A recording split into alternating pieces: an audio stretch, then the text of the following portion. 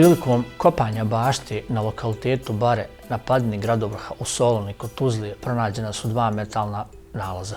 U pitanju je jedna bronzana fibula i jedan bronzani privjesak u obliku stilizovanog vočića.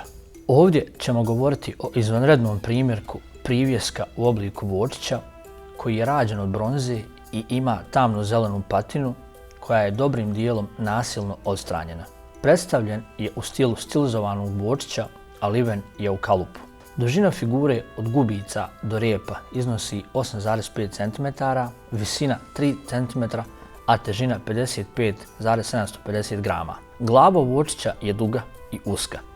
Gubica je predstavljena sa dva plića bočna ureza, rogovi su jače naglašeni i pri vrhu povijeni ka unutrašnjoj strani. Njihov raspon iznosi 2,4 cm, a uši nedostaju.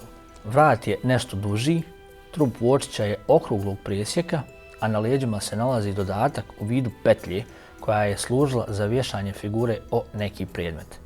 Rep je pri tijelu zadebljan, a pri vrhu sužen. Na prednjim i na zadnjim nogama koljena su jako naglašena, a papci su također naglašeni dubljim urezima.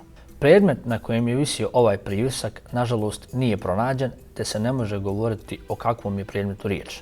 Pronađeni nalazi su izvan konteksta, odnosno nisu pronađeni na izvornom mjestu, nego ih je klizište povuklo, te ih je veoma teško hronološki datirati. Slični privjesci se susreću na širem geografskom području od Peloponeza i južne Italije do sjeverozapadne Europe.